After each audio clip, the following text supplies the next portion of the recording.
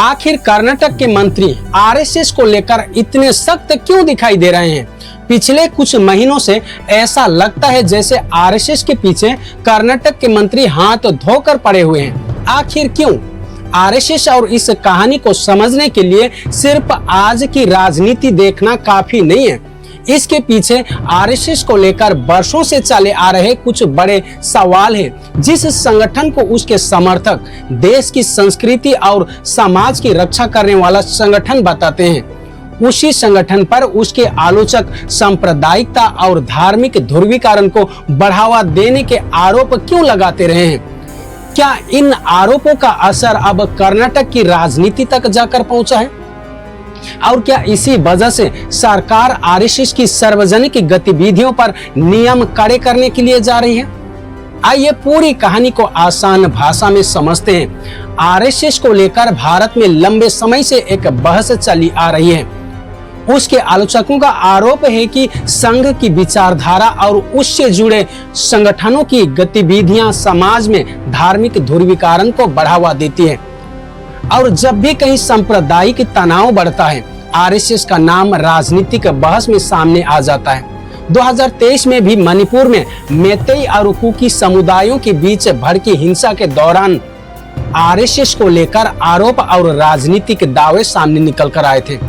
आरोप लगाया गया कि मणिपुर में हिंसा फैलाने में आरएसएस का हाथ है, लेकिन बाद में खुद मणिपुर की हिंसा की निंदा की और शांति तथा दोनों पक्षों के बीच बातचीत की अपील की। यानी सवाल यह है कि आरएसएस पर लगाए गए आरोप में कितनी सच्चाई है। आरएसएस को लेकर सवाल सिर्फ सांप्रदायिक हिंसा तक सीमित नहीं है। एक और पुराना विवाद राष्ट्रीय ध्वज को लेकर है। नागपुर स्थित आरएसएस मुख्यालय पर 1950 के बाद लंबे समय तक तिरंगा नहीं फहराया गया था और 26 जनवरी 2002 को वहां फिर राष्ट्रीय ध्वज फहराया गया।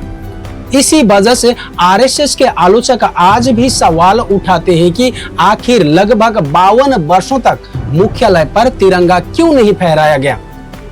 2001 में कुछ कार्यकर्ताओं ने आरएसएस मुख्यालय पर जबरन तिरंगा फहराया था, जिसके बाद उनके खिलाफ मामला दर्ज हुआ। लेकिन यहाँ एक बात को ध्यान में रखिए, ये कहना कि किसी अदालत ने आरएसएस को तिरंगा फहराने के लिए आदेश दिया और उसके बाद आरएसएस ने तिरंगा फहराना शुरू किया, पूरी तरह से सही नहीं है ये बात। 2002 में राष्ट्रीय ध्वज फहराने के नियमों में भी बदलाव हुआ और उसी वर्ष आरएसएस मुख्यालय पर तिरंगा फहराया गया। इतना ही नहीं, भारत के अंदर बहुत सारे सांप्रदायिक हिंसा में आरएसएस कार्यकर्ताओं का नाम जुड़ा हुआ पाया जाता है। अब सवाल है कि इन पुराने विवादों का आज कर्नाटक से क्या संबंध है? यहीं से कहानी का सबसे नया अध्याय शुरू होता है।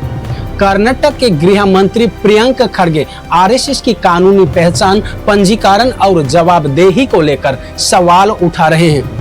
उनका सवाल है कि जब आरएसएस इतना बड़ा संगठन है, देश भर में उसकी शाखाएं और गतिविधियां हैं, तो उसकी संपत्ति, धन और संगठनात्मक जिम्मेदारियों की कानूनी जवाबदेही किस व्यवस्था के तहत तय होती है? दूसरी तरफ भाजपा के राष्ट्रीय संगठन महामंत्री बीएल संतोष का कहना है कि आरएसएस को अपने अस्तित्व के लिए औपचारिक पंजीकरण की जरूरत ही नहीं है।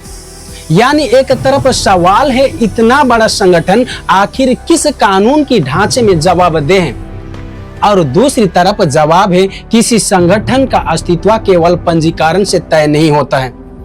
अब इसी विवाद के बीच 14 अगस्त को कर्नाटक मंत्रिमंडल ने सरकारी परिसरों और सार्वजनिक संपत्ति के इस्तेमाल को नियंत्रित करने वाले विधेयक को मंजूरी दे दी है।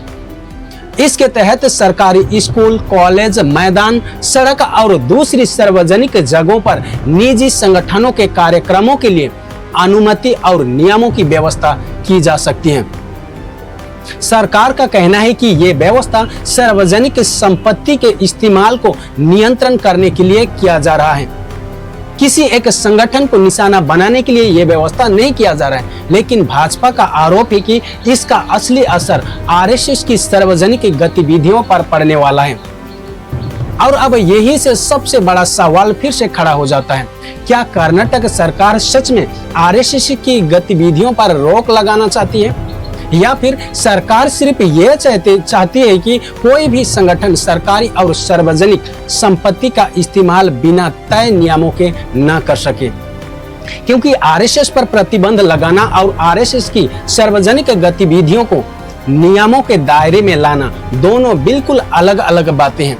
फिलहाल कर्नाटक में आरएसएस पर किसी प्रकार की प्रतिबंध नहीं है, लेकिन पंजीकरण, कानूनी जवाबदेही और सार्वजनिक जगहों पर गतिविधियों को लेकर सरकार और आरएसएस के बीच में जबरदस्त टकराव चल रही है। अब सवाल यहाँ पर आपसे है, आरएसएस पर सांप्रदायिकता और हिंसा को बढ़ावा देने के जो आरोप वर्षों से लगाए जाते हैं, क्या आपको लगता है कि उनके पीछे ठोस सच्चाई है? क्या तिरंगे और दूसरे पुराने विवाद इन मामलों को और भी ज्यादा मजबूत करते हैं, या फिर इन आरोपों का इस्तेमाल राजनीतिक लड़ाई में ज्यादा फायदा होने के लिए किया जाता है? इसका फैसला हम नहीं सुनाएंगे, पूरी कहानी और दोनों पक्ष आपके सामने है। इन आरोपों में कितनी सच्चाई है, इसका फैसला आप खुद कीजिए और कमेंट में लिखकर जरूर बताइए। धन्यवाद। जय हिंद।